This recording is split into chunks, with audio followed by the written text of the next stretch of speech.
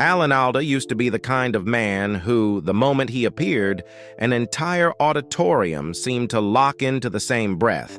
His mischievous smile, his sharp eyes, and that unmistakable energy that made audiences believe he could save any scene with a single line.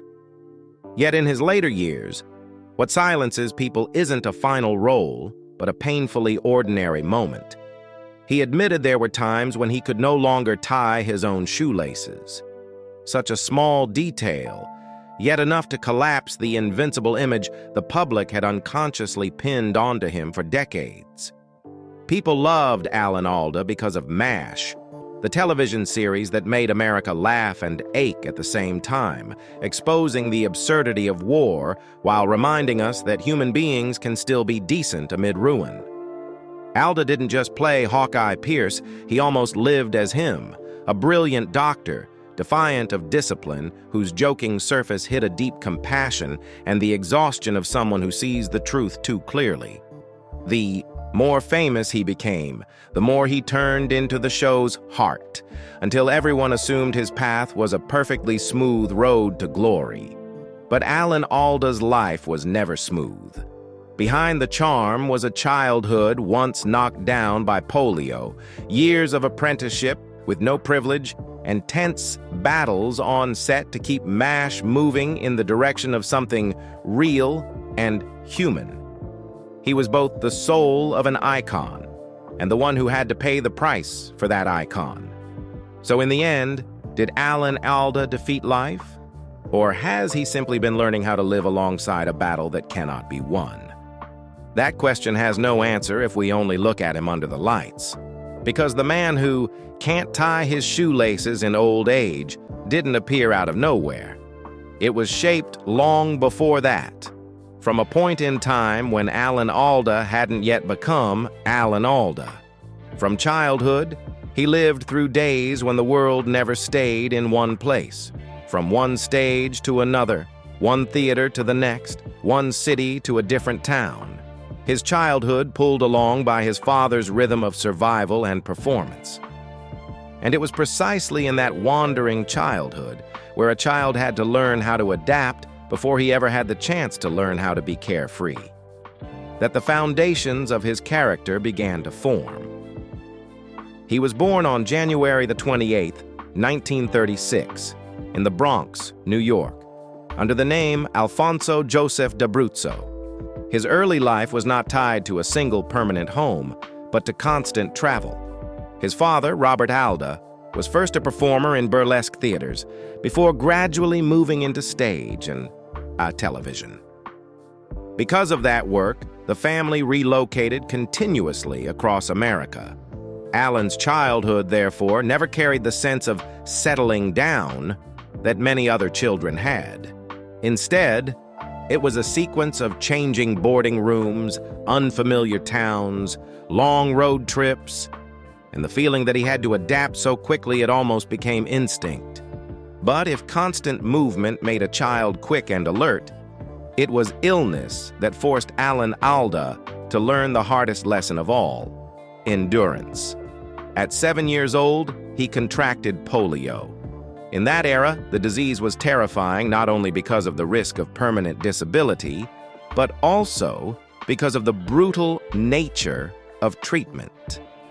His parents followed the method of Sister Elizabeth Kenny, wrapping his body in hot wool blankets and putting him through painful muscle-stretching exercises to prevent contraction. It was the kind of experience that makes a child understand very early that the body can betray you, and that pain sometimes doesn't arrive as a single blow, but through repetition, day after day. As he grew older, he returned to the path of school while still living inside the artistic environment his father carried home from the stage. Alan attended Archbishop Stepinac High School in White Plains, then enrolled at Fordham University in the Bronx, graduating with a bachelor's degree in English in 1956. At Fordham, he began to touch a different world of expression. He worked at the university radio station, WFUV, learning how to use his voice, the rhythm of sentences, and the subtlety of language, skills that would later become his distinctive weapon, not through oversized acting, but through precision in every word. Those college years were not confined to classrooms. He spent time studying in Paris, performing theater in Rome, and appearing on television in Amsterdam alongside his father. It was the first time he understood that art was not only a family profession, but could be a serious road, a force that allows a person to step beyond the limits of where they were born. After graduating, he joined ROTC and served in the military. 1 year at Fort Benning, then continued in the reserves, including time stationed in South Korea. That experience of military life, without direct combat, but enough to understand discipline, hierarchy, and the absurdities of a system, later provided a deeply authentic foundation for the way he stepped into the world of MASH. And just before his career began to take shape, Alan Alda emerged from youth with a very clear baggage, a childhood that never stood still, an illness memory that hardened him from the inside, an education in language that taught him, mastery over dialogue, and military experience that gave him a feel for the humor inside life's contradictions. From there, he didn't chase the spotlight through noise. He entered the profession through something else, an ability to observe human beings, and a need to transform all the turbulence he had lived through into a voice with real weight. When he stepped into adulthood, Alda didn't charge straight into Hollywood like the faces who were chosen. He took the long way around, the longest road, the hardest road, and also the one that forged real inner strength. In the 1950s, he rolled through comedy troupes and stage work like a true apprentice. The Compass Players, then Second City, then the Cleveland Playhouse. There was no glamour there, no reporters waiting outside the door, only nights of rehearsal until exhaustion, rough rewrites of dialogue, performances where the audience might laugh or fall completely silent. Alda learned to accept that silence as an instant verdict. If you're not good enough, don't expect mercy. And it was there, too, that he began to grasp a professional secret few young actors ever realize early. Comedy isn't about making people laugh. Comedy is the rhythm of pain under control. The more deeply you understand what people fear, what they feel ashamed of, what loneliness does to them, the deeper the laughter you can create. During those years, Alda survived and trained at the same time. He took whatever small jobs he could just to keep standing in an unstable artist's life. By day, living like an ordinary man. By night, stepping onto the stage like someone who was not allowed to fail. That flexible voice, those sly eyes, the intelligence in the way he cut sentences and timed pauses, none of it was accidental. It was the result of hundreds of times facing an audience under the pressure of either win or disappear. And that process ensured he would never become the kind of comic actor who lived on charm alone. Beneath the playful surface was a cold, analytical mind. He studied audience reactions like a battlefield, where the laughter was real, where it was polite, where the rhythm began to slip, then adjusted immediately for the next performance. In 1958, Alda appeared on The Phil Silvers Show, his first real brush with television. Not an explosion yet, but enough to teach him something crucial. The camera is a different kind of stage, and it is more ruthless. On stage, you can pull the audience with full-body energy. On television, one mistimed glance can become unnecessary. Alda began shifting from big acting to right acting. Fewer gestures, more inner life, controlled expression, yet still carrying the sharp edge of comedy. Those early small roles didn't bring instant fame, but they shaped him into a rare kind of actor. Able to be funny without being shallow, able to be serious without being heavy. And then, the place that truly forged Alan Alda's reputation wasn't the screen. It was Broadway. New York theater doesn't let anyone get lucky. The audience doesn't look at you with the curiosity of a crowd. They look at you with professional standards. Can you hold the rhythm? Do you have the power? Can you make them believe? Broadway gave Alda what every actor craves but few ever get: the feeling of recognition earned purely through skill. Once he began leaving a mark on stage, it wasn't the kind of mark that impressed the masses. It was the kind that made the industry look twice. That the seemingly witty man wasn't just capable of making people laugh, he could make them go quiet. And from that professional weight, Alan Alda entered another phase, one where people no longer saw him merely as a smart theater actor, but as a face capable of carrying an entire story. At that point, theater didn't just keep him afloat, it turned him into a name casting directors had to remember. Pearly Victorious and The Owl and The Pussycat weren't the kind of plays where an actor shines by luck. They were shows where one misstep in rhythm could collapse the entire character. Alda stepped into those roles the way a man steps into a mental duel, not relying on surface charm, but on an ability to command rhythm, to turn dialogue into music, to turn silence into weight. On stage, he didn't need to shout to claim attention. He pulled the audience with a strange energy, witty, yet tinged with something quietly sad, as if every laugh carried a scratch only sensitive people could see. People began to realize he wasn't just good, he was good in a way that was hard to imitate. But the real stamp came with the apple tree. For Alda, this wasn't simply a successful role, it was the moment his work received the highest authority. A Tony Award isn't something you can ask for or be gifted. It is Broadway's seal that says, "This person truly belongs here." When an A-B actor holds a Tony, they're no longer an accidental choice. They become a pillar, a guarantee of value. And from that point, Alda crossed an invisible line, from someone with potential into someone trustworthy. What mattered even more was this: Tony didn't inflate him. It made him stricter with himself. Behind the lights were months of holding his own standard, forcing himself not to slide into comfort. Because Alda understood perfectly. One repetition, and the image becomes a trick. His reach began to expand in 1965 with That Was the Week That Was. Television brought Alda closer to the public, but it was crueler too. The camera strips away anything false.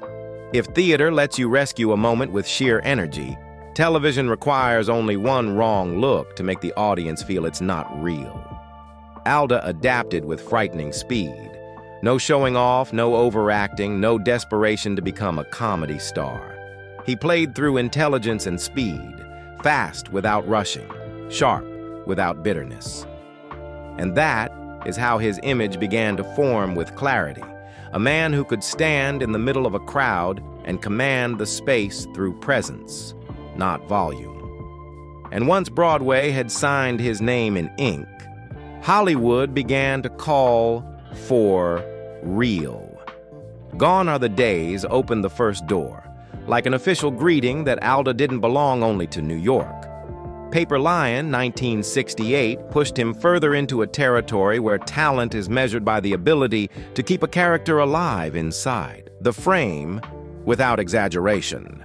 The Extraordinary Seaman, 1969, placed him in an environment completely different from the stage. Film demands restraint, demands that an actor do less but hit harder. Alda moved through those projects not with a quick, flashy burst, but with a steady persistence that irritated competitors. The more you watched him, the more he felt reliable. The more you saw, the more depth appeared.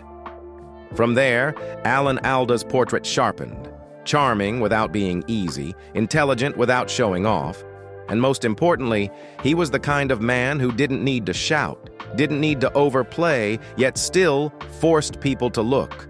A kind of magnetism built not on tricks, but on the ability to control the emotional rhythm of the viewer. And when an actor can do that, the next step is usually only a matter of timing. Because somewhere out there, television had already prepared a role large enough to turn the name Alan Alda into an icon. And at the exact moment, Hollywood began to see Alan Alda as a face that had been proven, fate threw him into a hand far bigger than anything the stage had ever promised.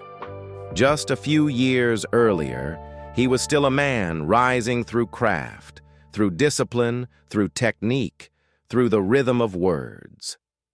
But from September 17th, 1972, the day MASH officially premiered, Alda stepped through a door that very few actors in the history of American television have ever walked through, from actor to cultural symbol.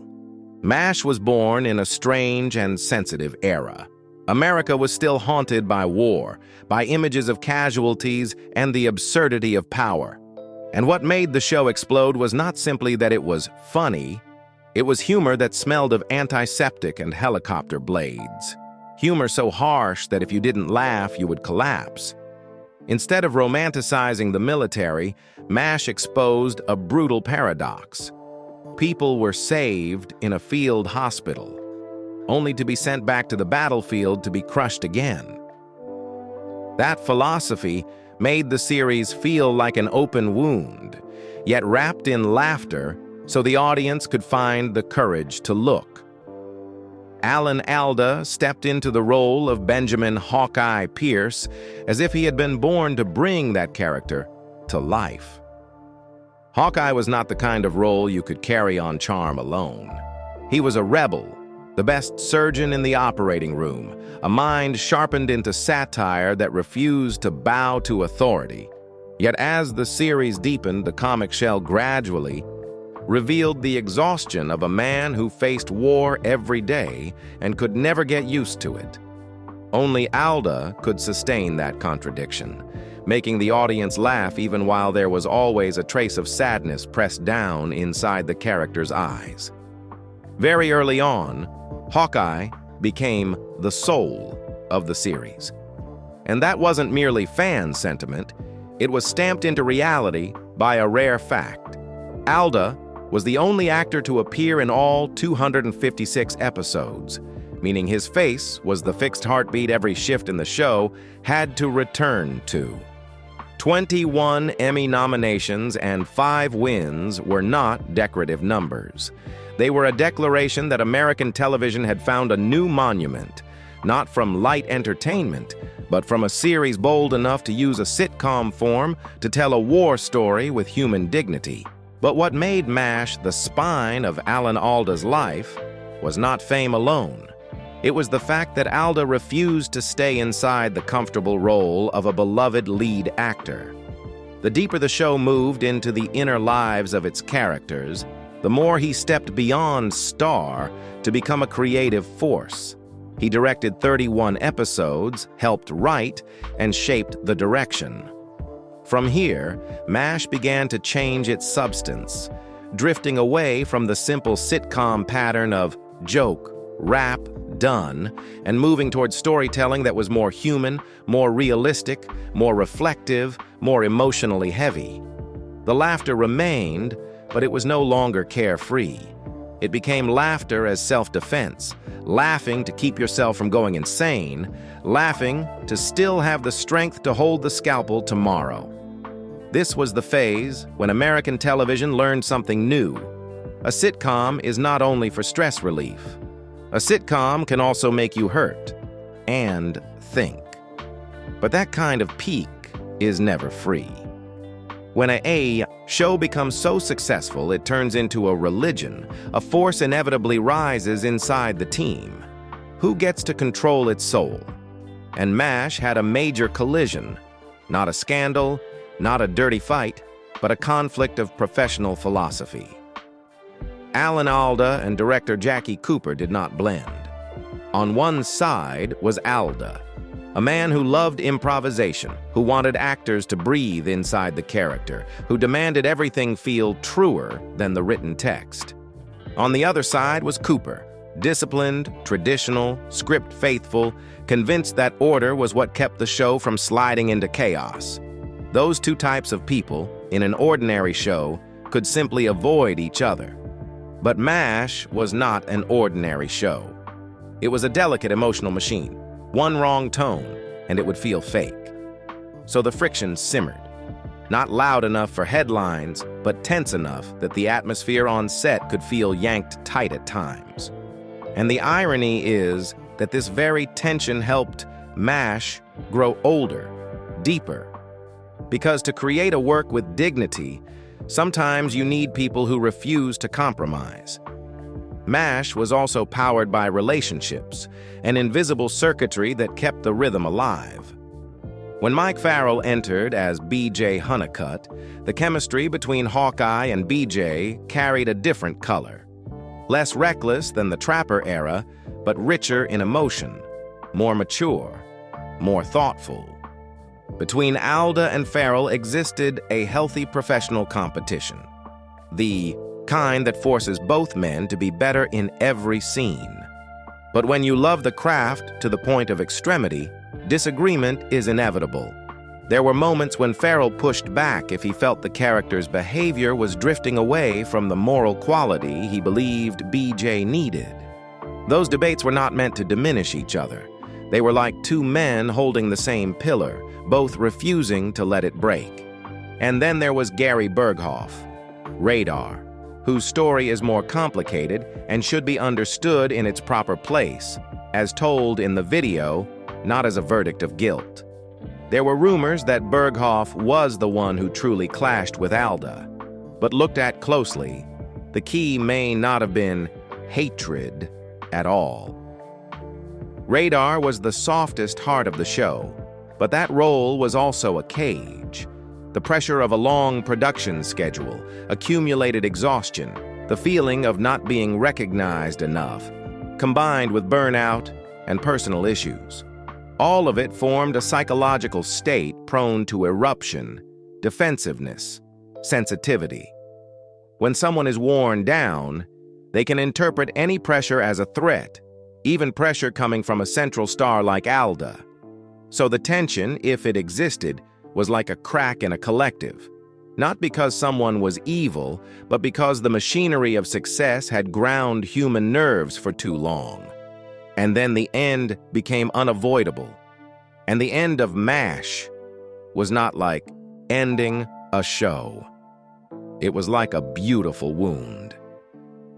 Goodbye, Farewell, and Amen aired on February 28, 1983, drawing over 100 million viewers to sit in front of their screens like a national ritual.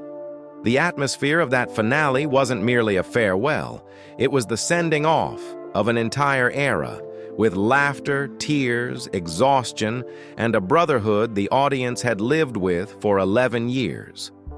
What Alda went through in making that final episode was not a technical task. It was professional grief. The pain of knowing you're placing the period at the end of something that fed your youth, your identity. And because Alda wasn't only acting, but also carrying creative responsibility, the weight sat fully on his shoulders. He had to honor the story. And he had to honor the family the cast and crew had become over more than a decade. MASH was a peak because it lifted Alan Alda onto a pedestal. But it was also a peak because it demanded payment in stamina, in tension, in endless struggle to keep the work from slipping into something easy. And it was in this era that the image of Alan Alda was carved deepest. Not simply as a famous actor, but as a man who changed the way America understood the sitcom. That a sitcom, too, can carry a soul, a conscience, and a pain too deep to be spoken aloud. When the lights of the final MASH episode went out, the scariest thing wasn't that audiences might stop loving him.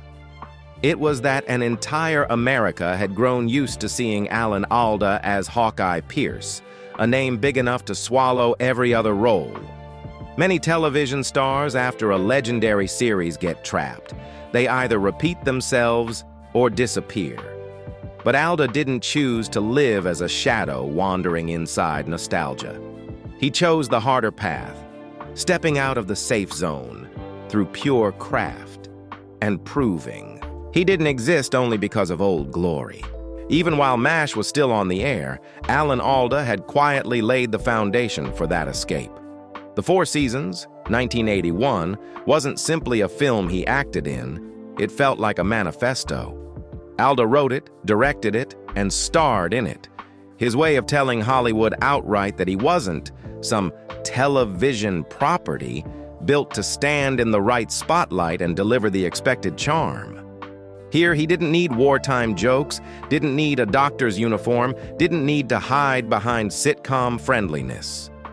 He stepped into a more complex territory: adult relationships, hairline fractures in marriage, humor used only in small doses, just enough to make the pain bearable while forcing you to keep watching. It was the kind of story that proved one thing clearly: Alda understood people more than he understood punchlines. After that, he kept shifting, refusing to let his career get nailed down. A new life, then crimes and misdemeanors. Each project was like another layer of clothing, forcing audiences to relearn him with new eyes. And by the time he reached Betsy's Wedding, 1990, when Alda closed the chapter of film director, it didn't feel like he ran out of breath. It felt like a deliberate choice, as if he were saying, "I've proven enough. Now it's time to step elsewhere." No need to cling to a title. Instead of camping in film, Alda returned to television in a far more intelligent way. Not to rule again, but to arrive at the right moment, in the right role, with the right weight. He appeared on ER 5 times, not as a playful cameo, but as a presence that instantly gave the screen depth. In 1993, And the Band Played On arrived like a serious marker. A project about the AIDS crisis, heavy, cold, and brutally real, where Alda stood in a world without laughter as rescue, only the responsibility of telling the truth. That was when people began to understand. He wasn't out of date. He simply refused to chase cheap taste. And his most formidable return on the small screen was The West Wing, 2004-2006. 28 episodes, long enough that no one could call it a guest role. The Emmy he won wasn't just a trophy. It was a certificate that Alan Alda could walk into a modern political power series and still dominate through sheer acting authority. Without making noise at the center, he could still turn dialogue scenes into electricity, into intellectual damage. The fascinating thing about Alda is that he never acts big to be remembered. He only needs the right rhythm, and his rhythm has always been the rhythm of a man who understands how power truly operates inside human beings. Even in the era of modern comedy, he never felt out of key. 30 Rock, 2009-2010, showed that Alda could reinvent himself, could be self-mocking and agile without being trapped inside old-fashioned comedy. Then years later, Ray Donovan, 2018-2020, and Ray Donovan the Movie, 2022, became another against-the-current choice. Dark, abrasive, full of family shadow and psychological violence, an environment with no room for the romantic glow of an aging star. Alda stepped in like a sheet of cold ice laid over the story, making you feel his character had a past, had power, had unspoken things heavy enough to crush the room without a word. If television was where Alda chose the right moments to reaffirm his authority, then late-stage cinema was where he forced Hollywood to look at him with a new kind of respect. The Aviator, 2005, brought his first Oscar nomination, a special milestone, because it arrived long after his young star phase had passed. It felt like recognition.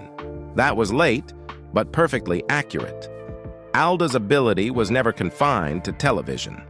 Bridge of Spies, 2015, placed him again inside a serious context, where his mere presence carried the feeling of history, moral gravity.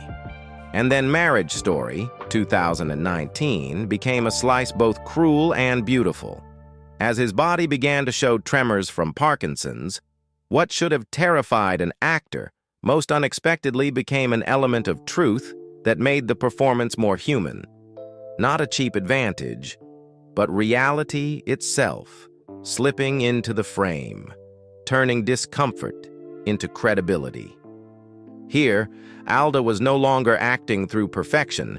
He was acting through lived experience, through not hiding the cracks. And that was exactly why audiences couldn't look away. To understand why Alan Alda could step out of Hawkeye's shadow without losing himself, you have to look at the least spotlighted place in his life. A marriage that wasn't loud, wasn't mythologized, yet remained so steady, it almost became his emotional backbone. After all the changes in roles, image, and stage, the one constant was still Arlene Weiss, the woman who entered his life very early, long before the world had time to call Alan Alda an icon. They met when Alda was still a Fordham University student in the mid-1950s, with no fame to lean on and no halo softening people's hearts around him. Arlene didn't meet a star. She met a man learning how to become an artist. Their love, therefore, didn't begin with public admiration, but with the ordinary friction of real life. Simple dates, small conversations of youth, the days Alda studied while trying to survive, always carrying a quiet fear inside him, the kind of fear a performer has when he doesn't know whether the future will swallow him whole or lift him up. The greatest difference between Alda and many famous men of his era lay in the timing of his marriage.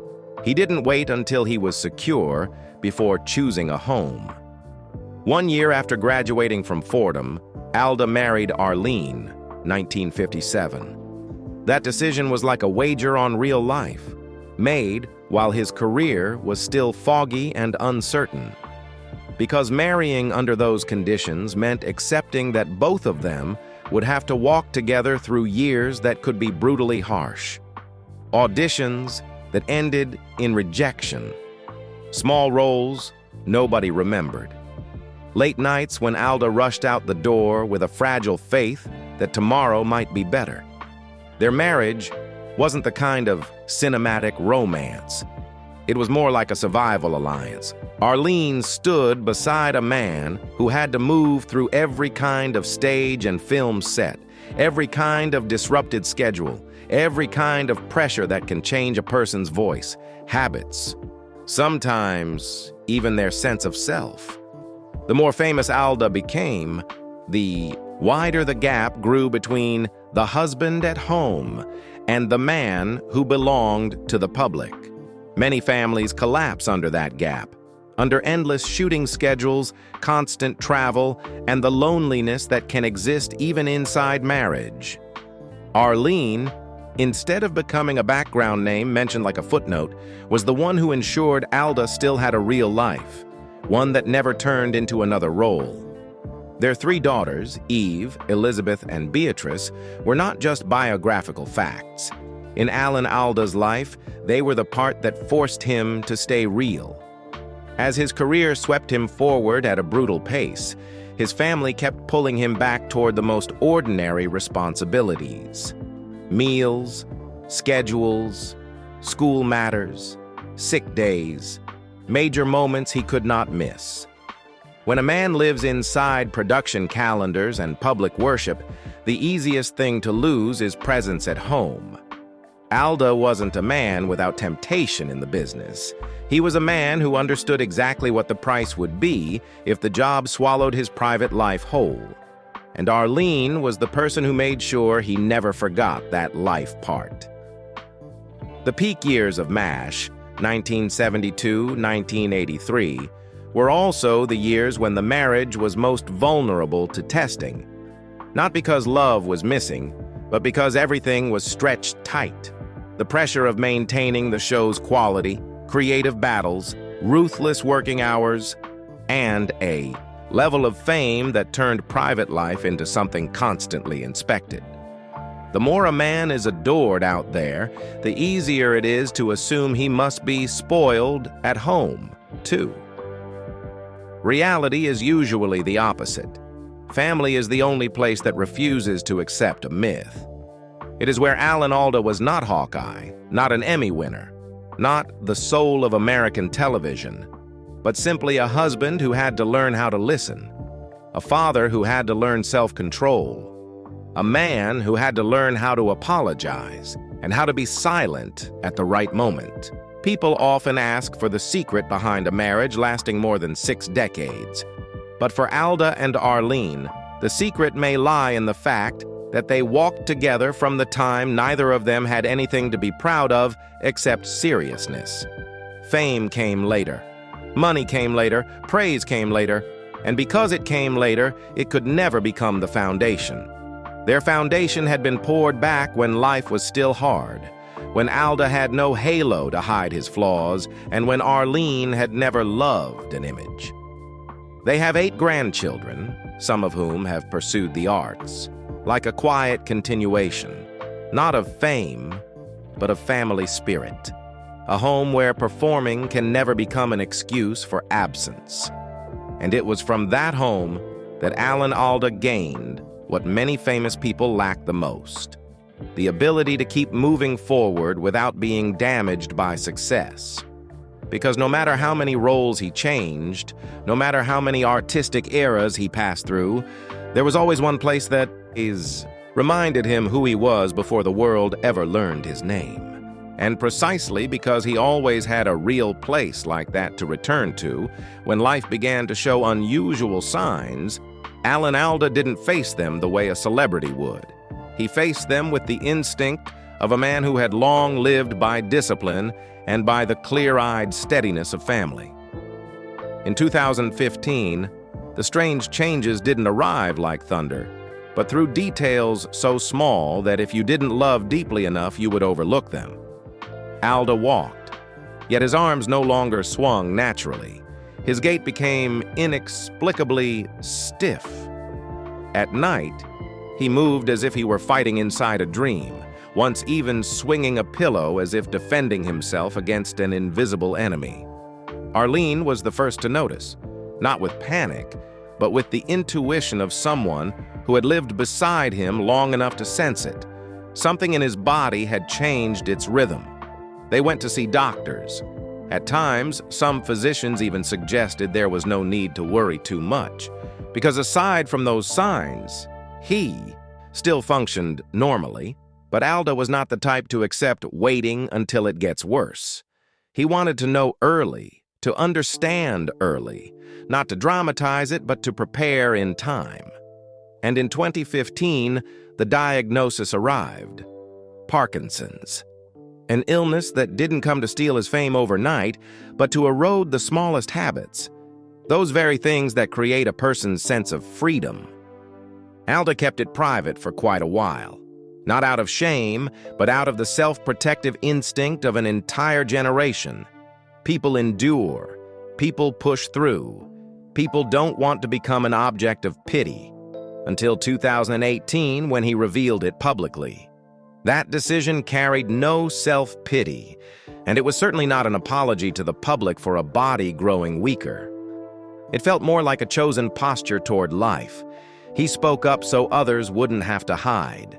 He spoke up so society's gaze might become less cruel toward trembling hands, slower steps, faces that begin to look different. With Parkinson's, for Alda, the cruelest part was how it humiliates movements that seem too insignificant to matter. Not a difficult scene, not a major speech, but shoelaces. In 2022, he said it plainly. Tying his shoes felt like playing the violin while wearing gloves. The comparison sounds light, but it cuts like a blade. The man who once controlled the rhythm of an entire scene, who once pulled auditoriums into the same breath, now had to negotiate with his own hands over something even a child can do. What makes people respect Alan Alda isn't that he has the disease. It's that he refuses to let it steal his dignity. He chose a strategy of resistance through movement as a survival habit. Regular boxing, tennis, jump rope, constantly giving his body a reason to fight stiffness. That seriousness carries none of the color of a PR campaign. It is the psychology of someone who lived through polio as a child, who has always understood the body can betray you at any moment, and therefore, you must stay one step more proactive than most people. Alda also would not allow himself to drown in self-pity. He spoke about Parkinson's not as a label of destiny, but as a reality to be managed. He went public to reduce stigma, so that those who tremble out there wouldn't have to lower their eyes to explain, wouldn't have to live as if they were at fault. He kept working, kept training, kept finding detours for things that seemed tiny, because for him, maintaining an active life meant preserving what remained of his humanity. In 2025, Alan Alda reappeared in a way that felt unmistakably Alda. Not loud, not showy, yet enough to remind people he was still standing inside the flow of the times. On May 1st, 2025, Netflix released the 8-episode series The 4 Seasons, created by Tina Fey, a new adaptation based on Alda's own film, The 4 Seasons, 1981, which he had written, directed, and starred in. This time he participated as a producer and also made a cameo as Don, Anne's father, a face that had passed through so many marital turns and storms that he could speak heavy truths in a light voice, humorous, yet warm. A few short lines, a few perfectly timed pauses, and the way he appeared as if he were just stopping by somehow made audiences feel the original work wasn't being excavated, but being handed forward to a new generation with the mature spirit of the man who created it. In May 2025, The Guardian published a long interview with Alda at age 89. He spoke about childhood.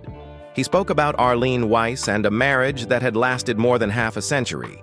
He spoke about more than 60 years of work. He spoke about Parkinson's and how he adjusts daily life. Not in the tone of someone building a brand, and not in the tone of someone pleading for compassion. He chose a calm, clear voice, occasionally touched with mischievous humor. The same kind of energy that helped him survive seasons of production, stretched tight as a violin string, and that now still helps him keep agency over the smallest things in old age.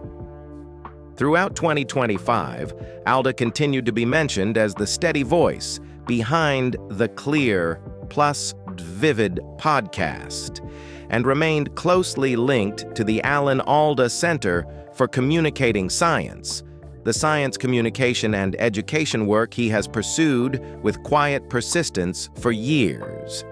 In an era when celebrities are easily swept into performances of image, he chose to exist through things that are slower and harder: language, conversation, and the ability to bring knowledge closer to everyday life.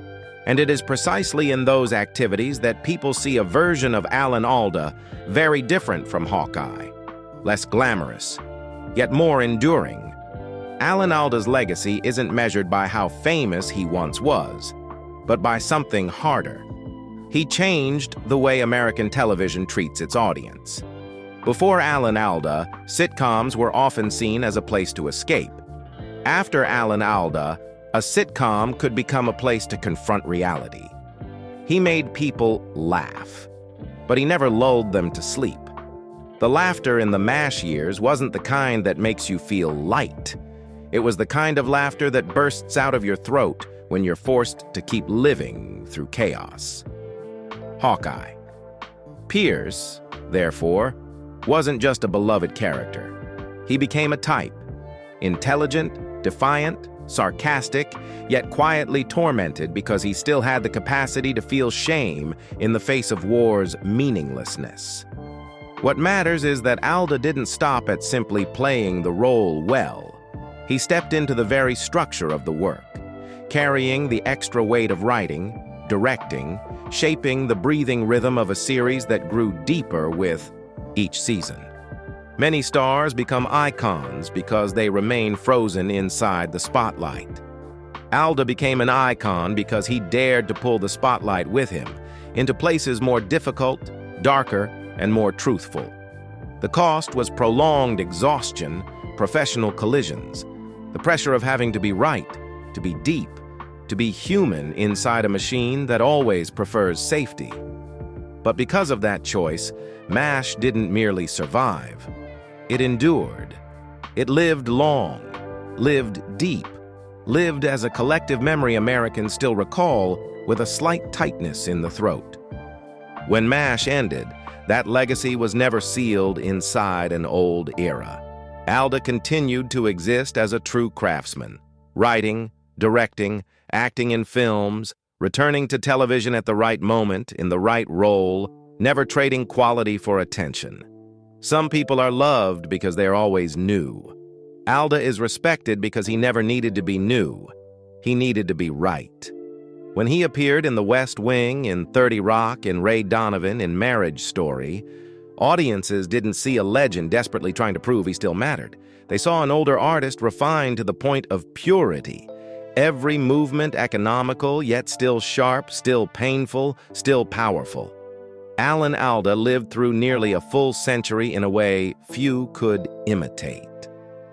From a boy once knocked down by polio to an artist who could make America laugh and cry within the same episode, and then into an old man who still kept working, as if work were the only way to keep himself from falling into nothingness. He was never the kind of figure with a notorious scandal for the world to retell forever.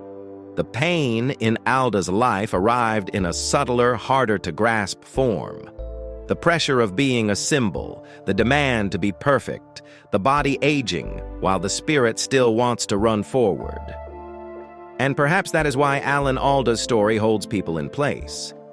Because he isn't only talent.